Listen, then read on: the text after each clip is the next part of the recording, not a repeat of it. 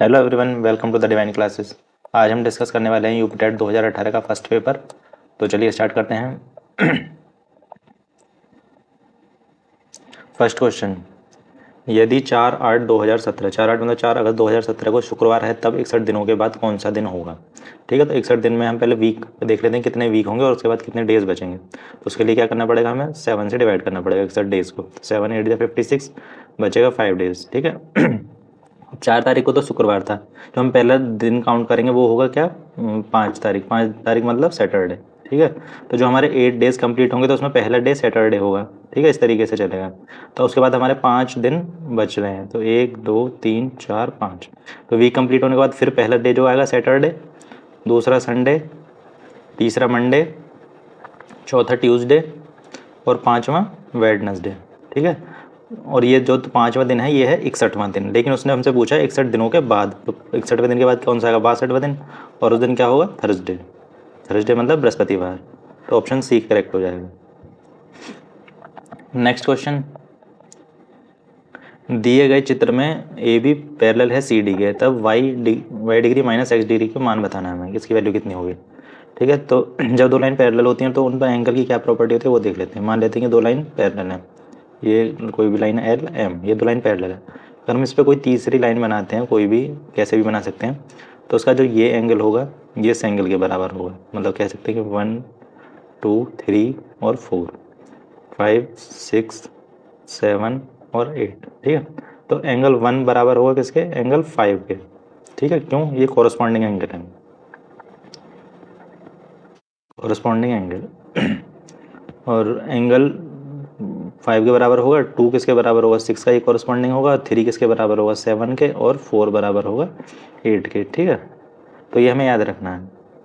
और दूसरी चीज़ ये याद रखनी है कि कोई भी सीधी लाइन है, ठीक है, उस पर किसी भी पॉइंट पर कितने का एंगल बनता है, 180 का, क्योंकि सीधे स्ट्रेट एंगल बोलते हैं और वो स्ट्रेट लाइन पर बनता है। जब स्ट्रेट लाइन है तो क्या मतलब कि वो स्ट्रेट एंगल मतलब 180 डिग्री का। बस ये दो प्रॉपर्टी यहाँ यूज़ करनी है। ये एक्स डिग्री यहाँ पर है, तो ये एंगल इसके नीचे के वाला कितना होगा, क्योंकि ए बी और सी डी दोनों लाइन पैरेलल हैं, ए बी और सी डी, तो ये भी एक्स डिग्री होगा। ठीक है, अब ये इस पॉइंट पर देखिए जहाँ 120 और एक्स वन दोनों मिल रहे हैं, तो ये स्ट्रेट लाइन है, ये पूरा एंगल कितने का बनेगा, 180 डिग्री का। अगर 120 ये है तो बचा हुआ कितना पार्ट हुआ, 60, मतलब एक्स की वैल्यू कितनी हो गई, 60। ठीक है, उसी तरीके से ये 110 डिग्री यहाँ पर बन रहा है, तो इसके नीचे कॉरस्पॉन्डिंग एंगल ये भी तो 110 बनेगा। और इस पॉइंट पर ही ये पूरा एंगल मिलकर कितना बनेगा, 180 का। तो 110 तो ये है ही, और तो वाई कितना होना चाहिए हमारा, वाई होना चाहिए 70, तभी तो दोनों मिलकर 180 बनाएंगे। तो हमसे तो पूछा Y degree minus X degree, मतलब कि 70 डिग्री माइनस 60 डिग्री, तो इसकी वैल्यू कितनी आ जाएगी, 10 डिग्री। ठीक है, बस हमें यहाँ लाइन्स एंड एंगल की प्रॉपर्टी पता होनी चाहिए थी, बाकी कैलकुलेशन में तो कुछ नहीं था। खैर, ये तो बस यहाँ सिर्फ कॉरस्पॉन्डिंग एंगल की बात की गई थी, और भी कई तरह के एंगल बनते हैं पैरेलल लाइंस में, तो उसे भी देख लेते हैं, क्योंकि क्वेश्चन तो चेंज करके भी आ सकता है। जैसे दो ही पैरेलल लाइन है, ठीक है, तो ये तो था हमारा इसके कॉरस्पॉन्डिंग एंगल। ठीक है, अगर कोई भी दो लाइन कैसी भी हों, जरूरी नहीं है पैरेलल हों, कैसी भी इंटरसेक्ट कर रही हैं, तो इसके में 4 एंगल बनेंगे। ठीक है, तो ये आमने सामने वाले एंगल हमेशा बराबर होते हैं, और इनको बोलते हैं हम वर्टिकली अपोजिट, और ये वाला एंगल इस नीचे वाले के बराबर होगा। ठीक है, तो इन्हें बोलते हैं vertically opposite angle, vertically opposite angle. तो जैसे हम 1 2 3 4 5 6 7 8, ये 8 एंगल्स माने थे हमने। तो एंगल 1 एंगल 3 के बराबर होगा, एंगल 1 बराबर होगा एंगल 3 के, और एंगल 1 हमारे किसके बराबर था, कोरस्पॉन्डिंग एंगल से 5 के बराबर। तो ये चारों एंगल आपस में बराबर होंगे, और 3 किसके बराबर था, 7, क्योंकि 3 जो है 7 के कोरस्पॉन्डिंग था। ठीक है, इसी तरीके से एंगल 2 जो होगा 4 के बराबर होगा, क्योंकि ये दोनों लाइन इंटरसेक्ट कर रही हैं इस पॉइंट पर, तो इनके आमने सामने वाले एंगल बराबर होंगे। एंगल 2 बराबर होगा एंगल 4 के, और एंगल 2 किसके कॉरस्पॉन्डिंग था, 6 के, तो एंगल 6 के, और 4 किसके कॉरस्पॉन्डिंग था, 8 के, तो ये चारों एंगल आपस में बराबर होंगे। ठीक है, दो ये 3 और 1 और 3 क्या थे, vertically opposite, 2 and 4 vertically opposite. ठीक है, वर्टिकली अपोजिट को शॉर्ट फॉर्म VOA भी लिख सकते हैं, वर्टिकली अपोजिट एंगल। और एक और होता है इसमें को इंटीरियर एंगल, वो कैसे बनता है, ये दो पैरेलल लाइंस हैं, तो इसके जो अंदर बनेंगे एक ये वाला एंगल और एक ये वाला एंगल, तो इन दोनों एंगल का सम कितना होगा, जैसे को 1 मान लीजिए, इसको 2, तो एंगल 1 प्लस एंगल 2 कितना होगा, 180। ठीक है, को इंटीरियर एंगल का जो सम होता है वो 180 होता है, ये भी आपको याद रखना है। ठीक है, इधर भी इन दोनों का 180 होगा। ठीक है, तो ये सारे एंगल हमको याद रखने के, कोई सा भी आ सकता है एग्जाम में। तो नेक्स्ट, यदि किसी दुकानदार एक वस्तु को 390 रुपये में बेचने पर 20% का लाभ होता है तो उस वस्तु का क्रय मूल्य, ठीक है, मान लीजिए उसका क्रय मूल्य कितना है एक्स और उसने एक्स पर 20% का प्रॉफिट और कमा लिया तो उससे कितने रुपए मिले 390, ठीक है। इसको एक्स को मान लीजिए 100% और 100% का 20 मतलब 20%, तो ये 120% की वैल्यू कितनी हो गई 390, और हमें सिर्फ किसकी बतानी है 100% की, मतलब हमने 100 माना था ना कि एक्स को, तो 1% की वैल्यू कितनी हो जाएगी 390/120, तो 100% की वैल्यू बतानी है, तो 390/120, 100 की मल्टीप्लाई, ये एक की वैल्यू है, हमें 100 की निकालनी है तो 100 की मल्टीप्लाई कर दीजिए, तो एक जीरो से एक जीरो कैंसिल हो जाएगा 12 से 2 से कैंसिल हो जाएगा, ये 6 टाइम 2 से 5 टाइम्स, और कितना बचेगा 390 मल्टीप्लाई बाय 5/6, तो ये 6 से कैंसिल हो जाएगा, 6 × 36 बचा 3, 6 × 5 = 30, तो 65 मल्टीप्लाई बाय 5, 5 × 5 = 25, 2 6 × 5 = 30 और 2 32, तो 325, तो ऑप्शन डी करेक्ट हो जाएगा, तो उसका क्रय मूल्य कितना हो जाएगा 325 रुपये। नेक्स्ट,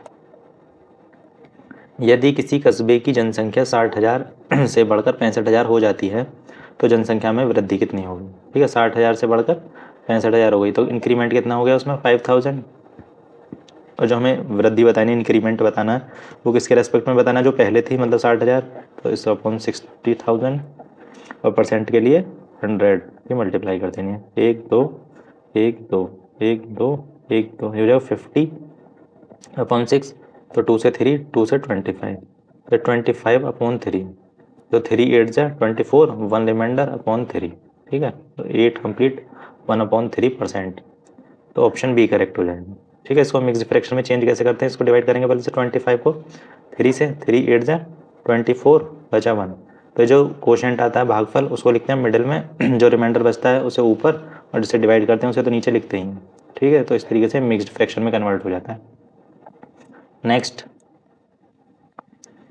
40 व्यक्ति 30 दिनों में 200 किलोग्राम चावल खाते हैं तो कितने दिनों में 30 व्यक्ति 500 किलोग्राम चावल खा जाएंगे, ठीक है, तो 200 किलोग्राम चावल है, ठीक है, 40 इंसान खा रहे हैं, ठीक है, और 30 दिनों तक खा रहे हैं, ठीक है, तो इससे क्या पता चलेगा कि एक आदमी एक दिन में कितना खा रहा है, ठीक है, तो वही आदमी बाद में भी तो उतना ही खाएगा, तो 500 किलोग्राम चावल है और 30 व्यक्ति हैं और बताना है कि वो कितने दिनों में, तो टाइम मान लेते हैं टी, तो 1 2 1 2 2 0 से 2 0 कैंसिल, 1 0 से 1 0 कैंसिल, तो 2 से 4 2 टाइम्स, तो 1/6, और ये वाला 3 इधर ऊपर चला जाएगा और ये 50 नीचे आ जाएगा, तो बचेगा 1/t, 6 3 से 6 2 टाइम्स, तो हो जाएगा 1/100 = 1/t, तो इसको क्रॉस मल्टीप्लाई कर दीजिए, तो t की वैल्यू कितना है 100, तो कितने दिनों में ख़त्म कर पाएंगे चावल 100 दिनों में, ठीक है, 100 दिन तक वो चावल खा सकते हैं 500 किलोग्राम चावल 30 व्यक्ति। नेक्स्ट, एक समचतुर्भुज के विकर्णों की लंबाइयाँ 16 सेंटीमीटर तथा 12 सेंटीमीटर है तो समचतुर्भुज की भुजा, ठीक है, समचतुर्भुज होता क्या है रोम्बस,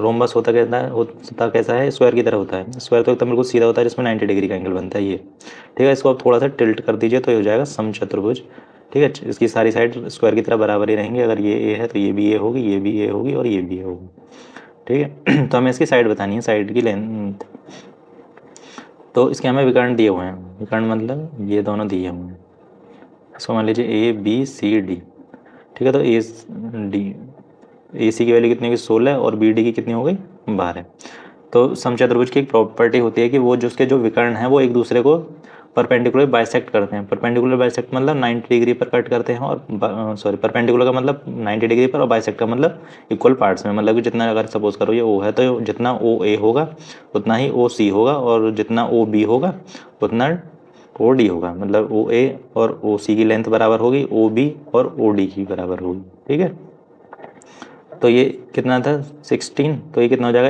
8 और 8, और ये 12 था तो ये 6 और 6, अब यहाँ एक नीचे ट्राइंगल बन रहा है ए ओ बी, ठीक है, अब इसकी लेंथ हमें पता चल गया 8, इसकी 6 और ये 90 डिग्री एंगल बन रहा है, मतलब ये राइट एंगल बन रहा है, तो इसमें पाइथागोरस लगा सकते हैं, पाइथागोरस क्या होगी हाइपोटेनियस का स्क्वायर या कर्ण का स्क्वायर ए बी का square is equal to O A का स्क्वायर प्लस ओ बी का स्क्वायर,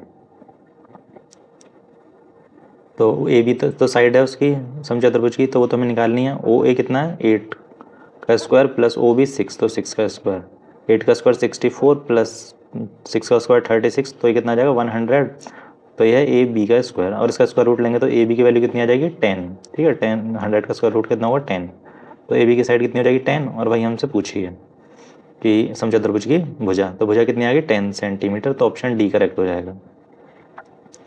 नेक्स्ट, संकलन चित्र में रेखा पी ए क्यू वृत्त को बिंदु ए पर स्पर्श करती है तथा ए बी सी डी एक चक्रीय चतुर्भुज है, तो सी ए क्यू मतलब ये वाला एंगल दिया हुआ हमें कितना 70 डिग्री, तो हमें बताना है triangle angle A B C मतलब ये वाला एंगल बताना है।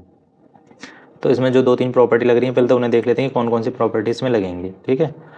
तो पहली तो यह है कि कोई भी सर्किल है, अगर उसके उस पर कोई भी स्पर्श रेखा या टेंजेंट है तो वो जो रेडियस वेक्टर है वो हमेशा उसे परपेंडिकुलर होता है उसके, ठीक है। टेंजेंट के स्पर्श रेखा के परपेंडिकुलर होती है त्रिज्या।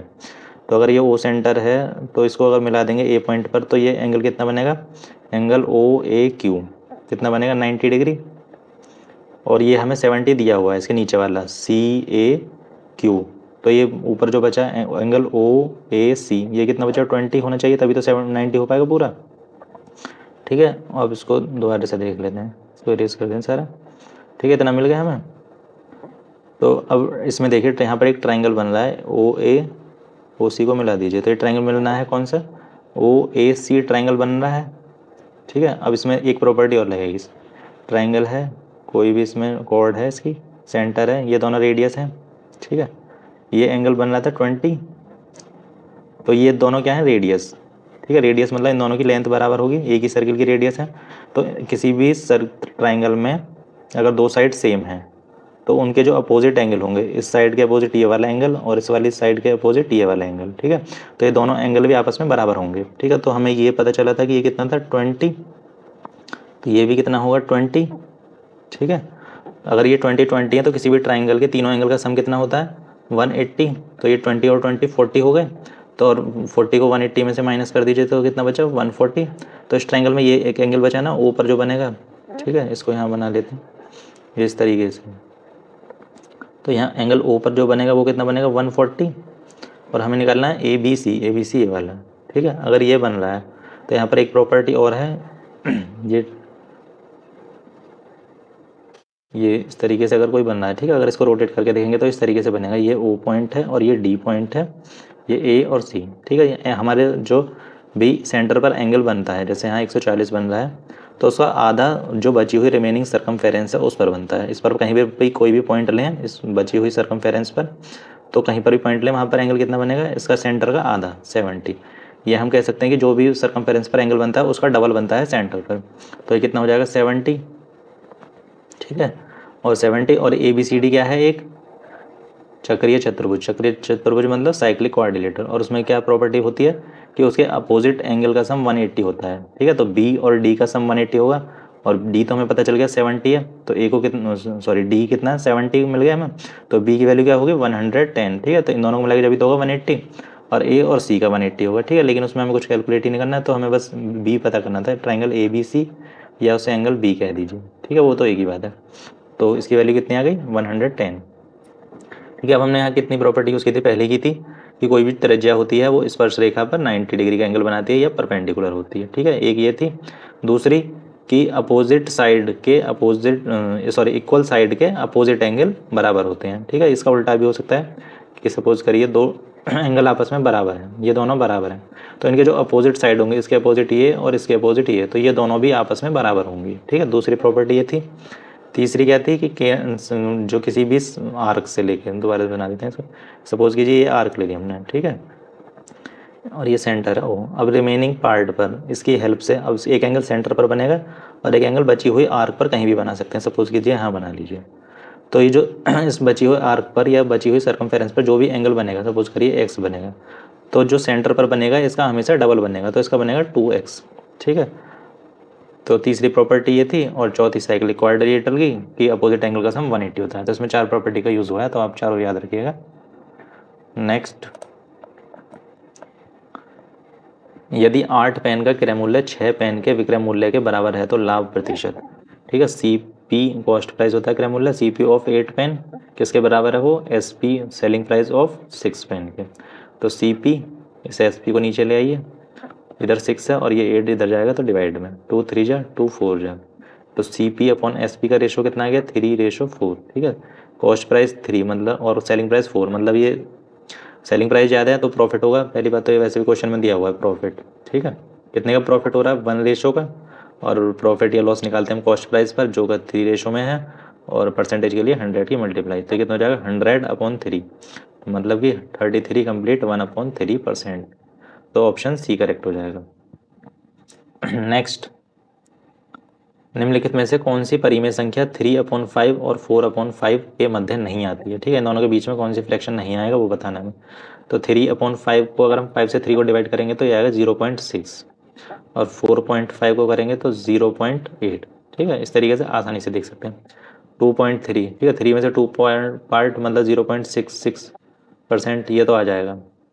7/10 मतलब 0/7, 0.7, ठीक है। 10 का डिवाइड कर देंगे तो एक राइट साइड से एक डिजिट छोड़ के पॉइंट लगा सकते हैं। तो 0.7 बचा 60/30, ठीक है। 60/30 को कैंसिल 2 8 जाए, ये इसको ऐसे नहीं करके 16 3/10, तो पहले इसको डिवाइड कर लीजिए 3 से 16 को, तो आएगा 3 5 जा 5 पॉइंट समथिंग आएगा, जैसे मान लीजिए 5.2333 आएगा अपॉन 10, 10 का डिवाइड करेंगे तो कितना आ जाएगा 0.533, 0.533, तो ये तो इस दोनों के बीच में नहीं आएगा, इससे पहले ही आ जाएगा, ठीक है। तो ये ऑप्शन डी करेक्ट हो जाएगा 16/30। नेक्स्ट, यदि 3 पेन 2 पेंसिल और 4 रबड़ का मूल्य 92 रुपीज़ है, मतलब 3 pen plus 2 pencil plus 4 rubber की कॉस्ट कितनी है 92 रुपीज़। अब 8 पेंसिल और 16 रबर, 8 पेंसिल और 16 रबर की कॉस्ट कितनी है 68 रुपीज़। तो हमें बताना है कि 24 पेन का मूल्य है, ठीक है। तो उसके लिए पहले पेन की वैल्यू तो पता होना चाहिए, अभी तो बताएंगे। यहाँ 2 और 4 के दिए हुए हैं और यहाँ 8 और 16 की, तो क्या हम करेंगे इस इक्वेशन को सेकंड वाली को 4 से डिवाइड कर देते हैं, जो इसके बराबर हो जाएगी। 4 से डिवाइड करेंगे तो ये 2 बचेगा और 16 को 4 से डिवाइड करेंगे तो 4, तो हमें 2 पेंसिल और 4 रबड़ की तो कॉस्ट मिल जाएगी, 4 का डिवाइड कर दीजिए इस पूरी इक्वेशन में, तो आ जाएगा 2 पेंसिल प्लस 16 4 से डिवाइड करेंगे तो 4 ही बचेगा। 4 रबर की वैल्यू कितनी आएगी 68 को 4 से डिवाइड करेंगे तो 17, ठीक है। तो ये हमें 2 पेंसिल और 4 रबड़ की कॉस्ट मिल गई 70 रुपीज़। तो इस इक्वेशन फर्स्ट जो थी इसमें पुट कर दीजिए, तो 3 पेन और 2 पेंसिल 4 रबड़ की कॉस्ट है 17 रुपीज़, तो 92, 3 पेन की कितनी हो जाएगी 92 माइनस 17, तो माइनस कर दीजिए 12 में 7 5, 8 में से 1 माइनस करेंगे तो 7 75, तो हमें कितने की निकालनी है 24 की, तो इसी में 3p की वैल्यू मिली, मतलब 3 पेन की कॉस्ट मिल गई 75, तो इसी में 8 की मल्टीप्लाई कर दीजिए, 3p में 8 दोनों साइड 8 की मल्टीप्लाई कर देंगे तो ये कितना हो जाएगा 600, दे जाएगा 24, तो हमें 24 पेन की तो वैल्यू निकालनी थी, वो कितनी होगी 600 रुपीज़, ठीक है। तो ऑप्शन कौन सा करेक्ट हो जाएगा, ऑप्शन डी करेक्ट हो जाएगा। नेक्स्ट, हम एक त्रिभुज की रचना नहीं कर सकते यदि हमें दिया गया है 2 कोण और 1 भुजा, ठीक है। एक भुजा सपोज करें ये दी हुई है और इस पर एक पॉइंट पर इस पर एंगल ये बना दिया, कोई एंगल कोई भी एंगल दिया हुआ है, दूसरा भी दिया हुआ है, ठीक है। तो ये बन सकता है ट्राइंगल, ठीक है, इससे तो बन सकता है, तो ये तो नहीं होगा। केवल 3 भुजाएं, अगर 3 भुजाओं की लेंथ दिया, पहली ये दी है, दूसरी ये दी है, तीसरी ये दी है, तो उससे भी बन जाएगा। केवल 3 कोण, ठीक है। अब 3 कोण हम 3 कोण बनाएंगे कहाँ, ये भी तो पता होना चाहिए। एक यहाँ बना दिया, फिर दूसरा इस तरीके से बना दिया, तीसरा इस तरीके से बना दिया, तो तीनों एंगल से तो ट्राइंगल बनाना थोड़ा इम्पॉसिबल है, तो इससे नहीं बन पाएगा ट्राइंगल, ठीक है। तो ऑप्शन सी करेक्ट हो जाएगा। नेक्स्ट, यदि किसी आयताकार भूखंड की लंबाई और चौड़ाई में क्रमशः 50% तथा 20% की वृद्धि कर दी जाए तो उसके क्षेत्रफल कितने गुना बढ़ जाएगा, ठीक है। कोई आयताकार भूखंड मान लीजिए ये है, इसकी लेंथ x और विड्थ y, लंबाई x होगी और चौड़ाई y, तो अब इसका एरिया कितना आ जाएगा लंबाई गुणा चौड़ाई x इंटू वाई, ठीक है। अब इसकी लंबाई में 50% की वृद्धि कर दी जाए, वृद्धि कर दी जाए मतलब पहले x थी, अब x में 50% की और वृद्धि कर दी 1 2, तो x प्लस एक्स अपॉन 2 मतलब 3x अपॉन 2, y में 20% की, तो y प्लस वाई का 20%, तो y 20 से कैंसिल कर देंगे ये, तो आ जाएगा y प्लस वाई अपॉन 5, तो आ जाएगा कितना 6y अपॉन 5।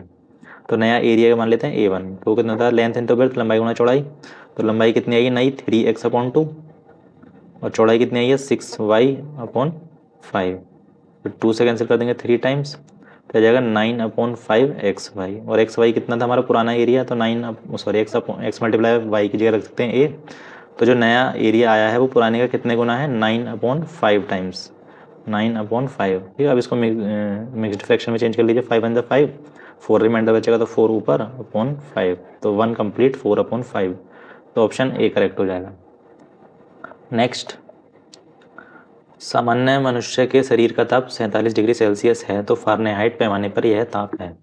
ठीक है, तो ये टेम्परेचर को मेजर करने के लिए 3 यूनिट होती हैं, सेल्सियस, फ़ारेनहाइट और केल्विन। ठीक है, इन तीनों में रिलेशन होता है C/5 = F-32/9 = K-273/5। हमें सेल्सियस और फ़ारेनहाइट की बात की जा रही है, तो बस हमें इतना फॉर्मूला यूज़ करना है। तो C की वैल्यू सेल्सियस में दी है 37/5, फ़ारेनहाइट F-32/9। ठीक है, तो 9 की इधर भेज देंगे तो मल्टीप्लाई करेंगे, 37 9 ज़ा 9 7 ज़ा 63, 6 9 3 ज़ा 27 और 6 33, तो 333/5 = F-32। अब 333 को 5 से डिवाइड कर दीजिए, 5 6 ज़ा 30 बचा 3, 5 6 ज़ा पहले 3 को नीचे लगाएंगे, 5 6 ज़ा 30 बचा 3, पॉइंट लगा के एक 0 लगा सकते हैं, और 5 6 ज़ा 30, तो आएगा 66.6 = F-32। अब इस 32 को इधर लेकर आएंगे तो ये प्लस का हो जाएगा, तो 66.6 + 32 = F मतलब फ़ारेनहाइट। 66.6 में 32 ऐड कर दीजिए, 6 6 2 8 9 और 3 6, तो कितना आ जाएगा 98.6। और ये जो वैल्यू आई है टेम्परेचर की किस में आई है फ़ारेनहाइट में, तो 98.6 ऑप्शन बी करेक्ट हो जाएगा। नेक्स्ट, यदि a² + यदि 1² + 2² + ... 9 तक स्क्वायर करना है तो उनका सम कितना है 285 हो, तो 0.11 का स्क्वायर + 0.122 का स्क्वायर, इस तरीके से 0.99 का स्क्वायर की वैल्यू बतानी है। ठीक है, तो हमें इसका यूज़ करके के इसकी वैल्यू निकालनी है, तो 0.11 का स्क्वायर + 0.22 का स्क्वायर + 0.33 का स्क्वायर होगा, और इस तरीके से कहाँ तक करना है हमें 0.99 का स्क्वायर। ठीक है, तो हम इसमें एक काम कर सकते हैं, इसका पॉइंट हटा के नीचे 100 लगा सकते हैं, इसमें भी 100 लगा सकते हैं, इसमें भी 100 लगा सकते हैं, और सब में 100 लगा सकते हैं। ठीक है, तो ये कितना हो जाएगा 11/100 का स्क्वायर + 22/100 का स्क्वायर, और इसी तरीके से 99/100 का स्क्वायर। ठीक है, तो अब इसमें से सभी में से हम इसको ऐसे लिख सकते हैं 11/100 का स्क्वायर प्लस इसको लिख सकते हैं 11 × 2/100 का स्क्वायर प्लस 11 × 9/100 का स्क्वायर। ठीक है, इस तरीके से लिख सकते हैं हम इसे। अब यहाँ से 11/100 सभी में है तो उसको कॉमन ले लीजिए, 11/100 तो बचेगा 1 का स्क्वायर प्लस 2 का स्क्वायर और इसी तरीके से 9 का स्क्वायर। तो इसकी वैल्यू तो हमें दी है 285 क्वेश्चन में, तो 11/100 का स्क्वायर कॉमन लिया था, तो ये हो जाएगा 11 × 11 100 × 100, और इसकी वैल्यू कितनी है 285 जो हमें क्वेश्चन में गिवन है। तो 11 × 11 121 × 285/10,000। तो इसकी यहाँ मल्टीप्लाई कर लीजिए 285 कि 121 से मल्टीप्लाई 5 8 2 2 5 10 कैरी 1 2 8 16 1 7 कैरी 1 2 2 4 और 1 5। ठीक है, फिर से 5 8 और 2 जब 1 की मल्टीप्लाई करेंगे तो 5 8 7 5 12 12 और 4 14 का 4 कैरी 1 8 और 5 13 14 का 4 हासिल 1 और 1 3, तो इसकी वैल्यू कितनी आएगी 34485। जब इसका इसमें 10,000 का डिवाइड करेंगे तो कितनी 10,000 में 4 जीरो है, तो राइट साइड से 4 डिजिट काउंट कर लीजिए 1 2 3 4, तो ये कितना आ जाएगा 4 डिजिट के बाद पॉइंट लगा दीजिए 3.4485। तो कौन सा ऑप्शन सही हो जाएगा 3.4485 3.4485, तो ऑप्शन डी करेक्ट हो जाएगा। नहीं, ऑप्शन डी नहीं, इसमें तो 0.3 है, ऑप्शन सी करेक्ट हो जाएगा। ठीक है, तो इसका ऑप्शन कौन सा ठीक हो जाएगा सी। नेक्स्ट क्वेश्चन,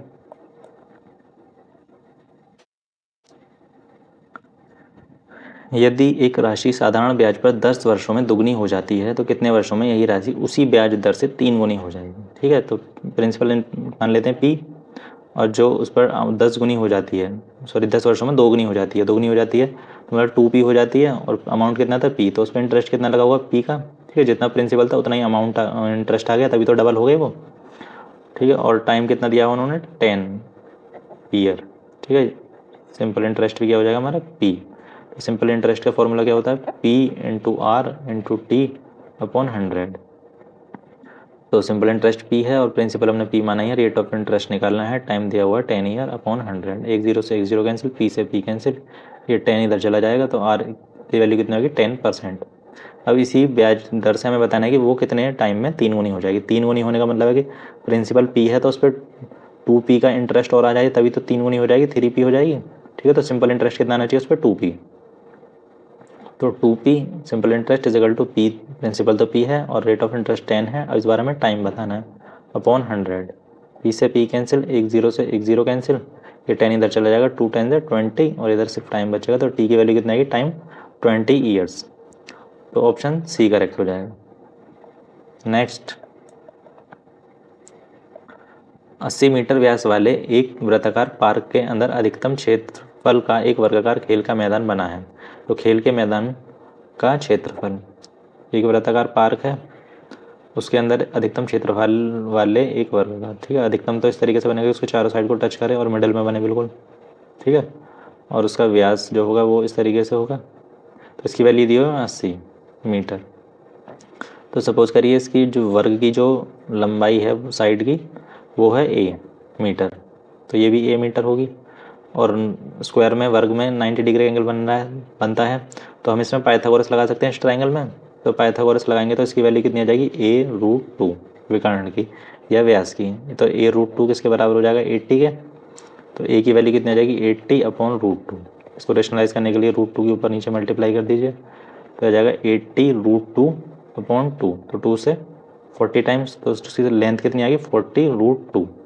हमें बताना है स्क्वायर का एरिया। एरिया क्या होता है साइड का स्क्वायर, साइड का स्क्वायर मतलब ए का स्क्वायर, मतलब 40√2 का स्क्वायर। तो 40 का स्क्वायर करेंगे तो 40 इंटू 40, 4 4 16 और 2 जीरो, √2 का करेंगे तो √2 मल्टीप्लाई √2, तो √2 मल्टीप्लाई √2 मतलब 2 आ जाएगा, तो इसकी इसमें मल्टीप्लाई करेंगे तो आ जाएगा 32 और 2 जीरो मतलब 3200 मीटर स्क्वायर, क्योंकि हमें मीटर में दी थी लेंथ, तो ऑप्शन सी करेक्ट हो जाएगा। नेक्स्ट,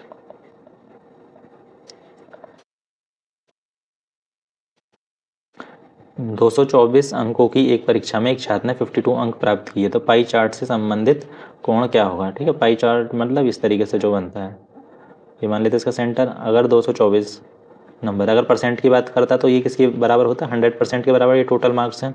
अब यहाँ वो एंगल की बात कर रहा है, तो ये कंप्लीट एंगल कितने का बनता है 360 डिग्री का, तो ये जो 240 मार्क्स हैं ये किसके बराबर हो जाएंगे 360 डिग्री एंगल के बराबर। ठीक है, क्योंकि इसी पार्ट में हमें उसको शो करना होता है, तो 1 मार्क्स की वैल्यू कितनी हो जाएगी 360 अपॉन 240, और हमें निकालना 52 मार्क्स का एंगल, तो कितना हो जाएगा 52 मार्क्स का 51 की ये है, तो 52 की निकालनी, 52 की मल्टीप्लाई करेंगे 360 अपॉन 240 मल्टीप्लाई बाय 52, 0 से 0 कैंसिल, 3 से 12 टाइम्स, 3 से 8 टाइम्स, 4 से 2 टाइम्स, 4 से 3 टाइम्स, और 2 से कैंसिल करेंगे 26, तो कितना बचेगा एक तो 3 बचा और एक 26 बचा, तो 3 मल्टीप्लाई बाय 26, नीचे तो कुछ नहीं बचा, तो कितना जाएगा 26 3 जा 78 डिग्री। ठीक है, तो ऑप्शन बी करेक्ट हो जाएगा। नेक्स्ट,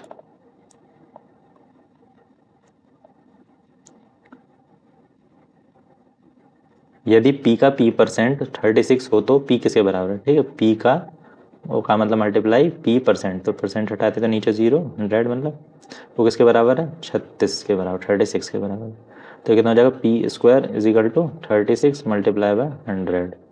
तो इसको ऐसे लिख सकते हैं 36 को 6 मल्टीप्लाई बाय 6 और 100 को 10 मल्टीप्लाई बाय 10, तो इसका स्क्वायर रूट लेंगे तो इस 6 में से एक 6 बाहर आ जाएगा और एक 10, दो 10 में से एक 10 बाहर आ जाएगा, तो p की वैल्यू कितनी आ जाएगी 60 मतलब ऑप्शन डी करेक्ट हो जाएगा।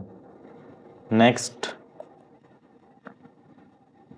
यदि 2352 की वैल्यू ये दी हुई है तब एक्स वाई जेड का मान बताना है, तो पहले हमें इसके जो नंबर दिया हुआ है इसके प्राइम फैक्टराइजेशन करने पड़ेंगे। 2352 सबसे पहले तो 2 से डिवाइड हो जाएगा, इवन नंबर है लास्ट में 2 आ रहा है, तो 2 1 ज़ा 2, फिर 1 2 1 ज़ा 2, बचा 1 2 7 ज़ा 14, 2 6 ज़ा 12, अभी भी ये 2 से डिवाइड हो जाएगा।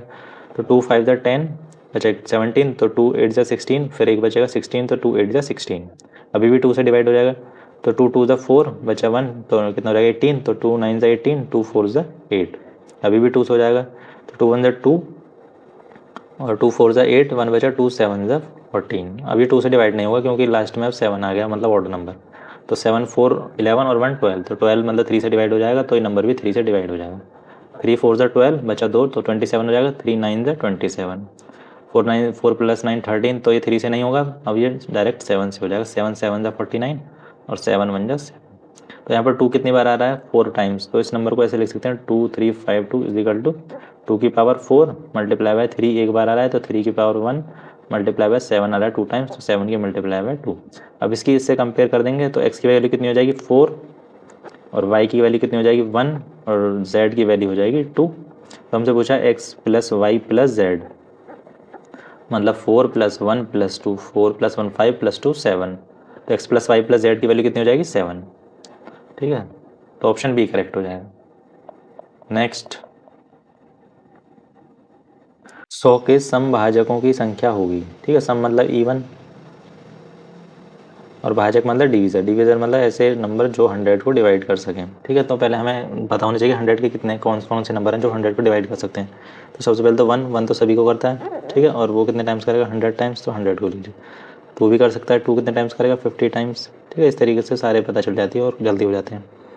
4 से 25 टाइम्स, 5 से 20 टाइम्स। ठीक है, और 10 10 होता है, तो 10 को 10 एक ही बार लिखेंगे। तो कितने हो गए 1 2 3 4 5 6 7 8 9। लेकिन उसने हमसे पूछा गया सिर्फ इवन।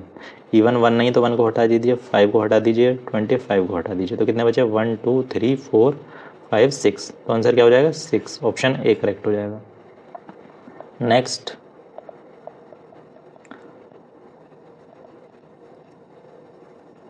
पंद्रह सेंटीमीटर भुजा वाले किसी घन में से 3 सेंटीमीटर भुजा वाले कुल कितने घन काटे जा सकते हैं। ठीक है, तो जब भी कितने काटे जा सकते हैं तो क्या करेंगे हम,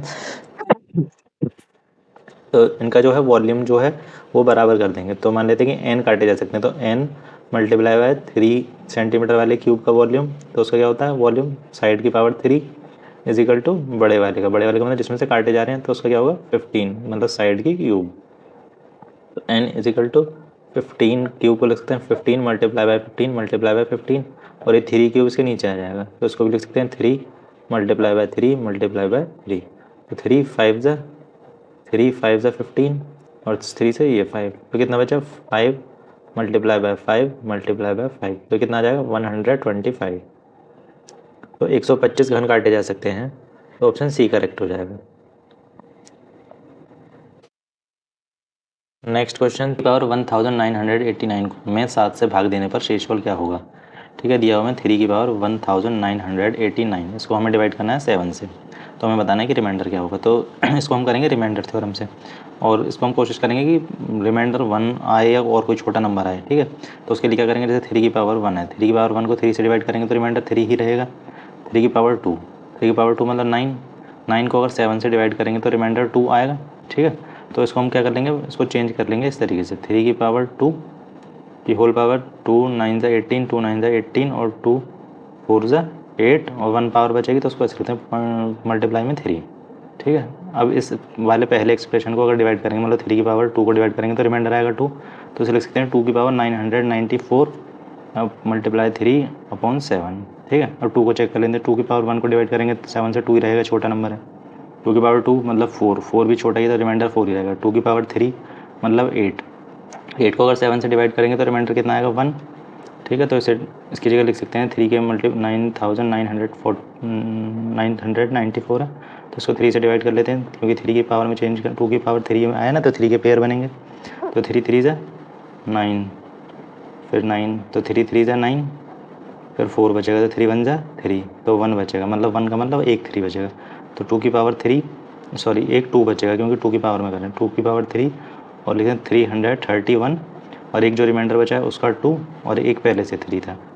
ठीक है, अपॉन 7, अब इससे डिवाइड करेंगे तो रिमाइंडर 1 रहेगा, 1 की पावर कुछ भी हो तो 1 ही रहने वाला है, multiply by 2 multiply by 3 upon 7, तो 3 2 जा 6 अपॉन 7। अगर हम इस पूरे नंबर को डिवाइड करेंगे तो रिमाइंडर कितना बचेगा 6, क्योंकि 6 तो 7 से छोटा है तो रिमाइंडर 6 ही बचेगा। तो उसका ऑप्शन क्या हो जाएगा बी। ठीक है, ये तो था नॉर्मल मेथड। एक तरीके से और कर सकते हैं जिसमें हम नेगेटिव रिमाइंडर का यूज़ करेंगे। नेगेटिव रिमाइंडर होता नहीं है लेकिन उसका यूज़ करके कैलकुलेशन आसान हो जाती है। कैसे? 3 की पावर 1989 है तो कोशिश करेंगे +1 या -1 में बन जाए। ठीक है, अगर हम 7 से डिवाइड कर रहे हैं तो 3 की पावर 1 रिमाइंडर 3 रहेगा, 3 की पावर 2 मतलब 9 रिमाइंडर 2 रहेगा, 3 की पावर 3 मतलब 27। ठीक है, तो रिमाइंडर कितना रहेगा 6। तो 6 को हम लिख सकते हैं -1। ठीक है, -1 रिमाइंडर बच रहा है तो 1 इसको चेंज कर लीजिए -1 और नहीं इसको ऐसे करें 3 की पावर 3, इसको चेंज कर लीजिए इसकी पावर को 3 6 18 3 6 18 3 3 9 अपॉन 7।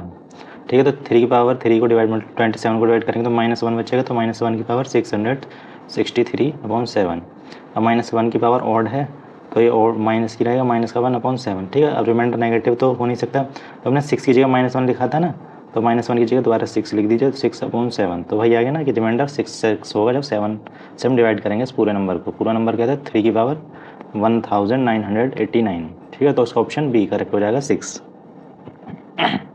नेक्स्ट, एक बहुभुज के अंतःकोणों का योग 2160 है तो बहुभुज की भुजाएं क्या है। ठीक है, तो अंतःकोणों का योग क्या होता है n-2 मल्टीप्लाई बाय 180 और वो किसके बराबर दिया हुआ मैं 2160 के बराबर। तो 1 0 से 1 0 कैंसिल, 6 3 जा 6 से 36 टाइम्स, 3 से 12 टाइम्स, तो n-2 की वैल्यू कितनी आ गई 12। तो इस 2 को दूसरी साइड भेजेंगे तो प्लस में चला जाएगा, माइनस का है तो n की वैल्यू कितना आएगी 14 और तो इसमें कितनी साइड होंगी 14, तो ऑप्शन सी करेक्ट हो जाएगा। नेक्स्ट, सबसे छोटी ऋणोत्तर अभाज्य, अभाज्य मतलब प्राइम नंबर। सबसे छोटा प्राइम नंबर क्या है सभी को पता है 2 होता है सबसे छोटा प्राइम नंबर, तो ऑप्शन सी करेक्ट हो जाएगा। ये दिया हुआ मैं किसके बराबर है बताना, मतलब इन सबको प्लस करना है। तो यह 1 whole 1/2 plus 11 whole 1/2 plus 111 whole 1/2 plus 1111 whole 1/2। तो ये जो दिया हुआ 1 होल 1/2 इसको हम ऐसे लिख सकते हैं 1 + 1/2। ठीक है, तो इसी को सबको ब्रेक ऐसे कर लीजिए 1 + 1/2 प्लस 11 हो plus 1/2 plus 111 plus 1/2 plus 1111 plus 1/2। तो ये जो होल वाले हैं इनको पहले अलग प्लस कर लीजिए और फ्रैक्शन वालों को अलग कर लेंगे। तो इनको प्लस करके कितना आएगा, इनको साइड में कर लेते हैं, अरे 1 तो जाएगा 4 3 2 1 1234 और ये 1/2 मतलब हाफ और 1/2 मतलब हाफ, तो हाफ और हाफ मिलकर 1, 1/2 हाफ 1/2 हाफ, तो ये हाफ मिलकर 1, तो 1 यहाँ से बना और 1 यहाँ से बना, तो कितना बन गया 2, तो जाएगा 1236। तो ऑप्शन ए करेक्ट हो जाएगा। नेक्स्ट, यदि प्राकृतिक संख्याओं a और b के लिए a star b is equal to a square plus B square minus ab है तो 9 स्टार 10 की वैल्यू बतानी है। ठीक है, ऑपरेशन दिया हुआ मैं a star b is equal to a square plus B square minus के ab। तो इसमें मतलब करा क्या है कि पहले का स्क्वायर कर दिया प्लस दूसरे का स्क्वायर कर दिया फिर माइनस दोनों की मल्टीप्लाई कर दी। तो हमें बताना 9 स्टार 10 की वैल्यू।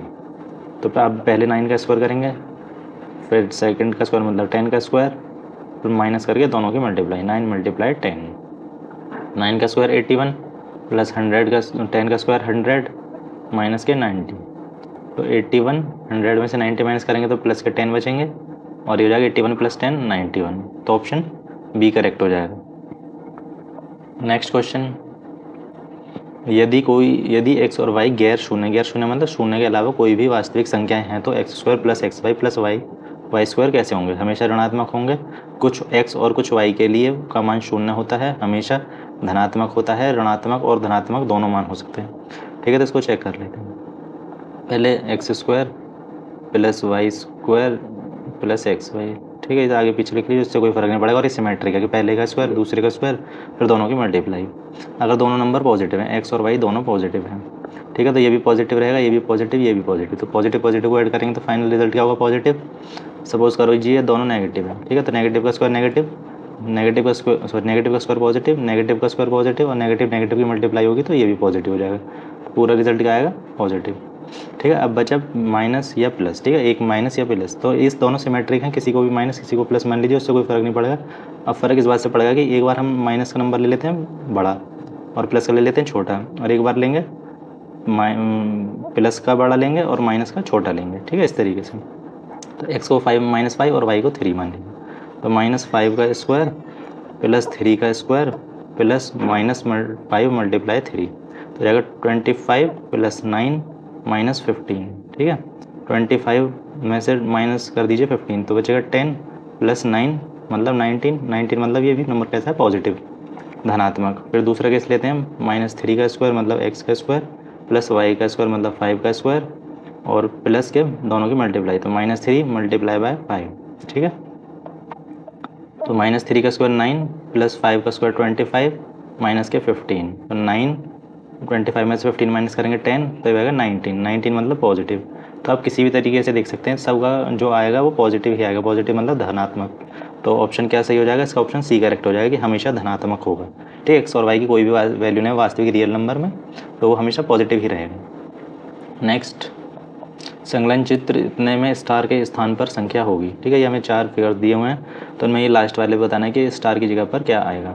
तो पहले हमें इसका पैटर्न का पता करना होगा कि इसमें पैटर्न कौन सा लग रहा है। तो पैटर्न देखेंगे 4 + 3 7 और 6 + 1 7, तो 7 मिडल में है, 2 + 3 5, 1 + 4 5, तो वो भी है, 7 + 8 15, 9 + 6 15, तो 15 भी है, 5 + 6 11 और 4 + 7 11, तो स्टार के प्लेस पर क्या आएगा 11 मतलब ऑप्शन डी। नेक्स्ट, यदि दो प्राकृतिक संख्या a और b के लिए a की पावर b = 125 है, तो b की पावर a क्या होगा। तो a की पावर b दिया हुआ 125 के फैक्टर करेंगे वो सिर्फ a की तरीके से हो सकते हैं, वो आएगा 5 की पावर 3, ठीक है। अब ये दोनों नंबर बराबर हैं आपस में, तो बराबर कैसे होंगे, तो बेस के बराबर होगा, पावर के बराबर, जब भी तो पूरा नंबर बराबर होगा, तो a की वैल्यू कितनी रहेगी 5 और b की वैल्यू 3। अब हमें बताना है b की पावर a क्या होगा, तो b कितना था 3 और a था 5, तो 3 की पावर 5 की वैल्यू बतानी है, 3 की पावर 5 मतलब 3 की 5 टाइम्स मल्टीप्लाई करनी है, और फिर मल्टीप्लाई करके जो आंसर आएगा वही इस क्वेश्चन का आंसर होगा। 3 3 = 9, 9 3 = 27, 27 3 = 81 और 81 3 = 243, तो ऑप्शन सी करेक्ट हो जाएगा, 243। नेक्स्ट, 1 से 10 तक की सभी प्राकृतिक संख्याओं से विभाजित होने वाली सबसे छोटी संख्या क्या है, ठीक है। 1 से 10 तक मतलब 1 2 3 4 इस तरीके से हर नंबर से डिवाइड होनी चाहिए 10 तक, तो वो सबसे छोटा नंबर क्या है वो बताना है, ठीक है। तो चेक कर लेते हैं सबको, 1 से तो सभी नंबर डिवाइड होंगे, ठीक है, ये सबसे आसान तरीका है। वैसे उसका सबका एलसीएम लेके फिर उससे करेंगे तो थोड़ा लेंथी हो जाएगा, इससे कैलकुलेशन जो भी आसान रहेगी, कम करनी पड़ेगी हमें। 1 से तो सभी हो जाएंगे, तो 1 से चेक करने की जरूरत नहीं है। 2 से इवन नंबर है, ये चारों इवन नंबर है, 2 से भी हो जाएंगे, ठीक है। अब 3 से चेक करते हैं, 3 की क्या डिविजिबिलिटी रूल होती है कि जो भी नंबर दिया है उसके डिजिट का सम 3 से डिवाइड होना चाहिए, तो वो नंबर भी डिवाइड हो जाएगा, ठीक है। तो इसका सम कितना आएगा 1, तो ये तो नहीं होगा, ठीक है, क्योंकि 1 तो 3 से डिवाइड नहीं हो सकता। इसका सम भी कितना आएगा 1, तो ये भी नहीं हो सकता, दो ऑप्शन तो खत्म। 5 + 4 9, 9 ये हो सकता है अभी 3 से, और 5 + 5 10 + 2 12 ये भी हो सकता है 3 से। अभी दो ऑप्शन बचे हैं बस यही चेक करने में। अब नेक्स्ट है 4 का क्या डिविजिबिलिटी रूल होता है कि हमें बस लास्ट की 2 डिजिट चेक करनी होती है। अगर लास्ट की 2 डिजिट उस नंबर से मतलब 4 से डिवाइड हो रही है, तो पूरा नंबर 4 से डिवाइड हो जाएगा। इसका लास्ट की 2 डिजिट कितनी है 40 मतलब 40, तो 40 तो हो सकता है 4 से डिवाइड, 4 10 सा। अब इसका है 50, तो 50 तो नहीं होगा क्योंकि 12 4 से कितना होता है 48, और उससे नेक्स्ट नंबर क्या होगा 13 4 से 52, तो बीच में आएगा 50, तो 4 से कम्प्लीटली डिवाइड तो नहीं होगा, ठीक है। तो ऑप्शन बी भी नहीं होगा, तो एक ही ऑप्शन बचा ए, तो वो ही आंसर होगा हमारा। ये सेट यहीं कंप्लीट होता है, और ये था हमारा 2018 वाला सेट, और नेक्स्ट वीडियो में करेंगे 2017 वाला paper solve. And thank you so much.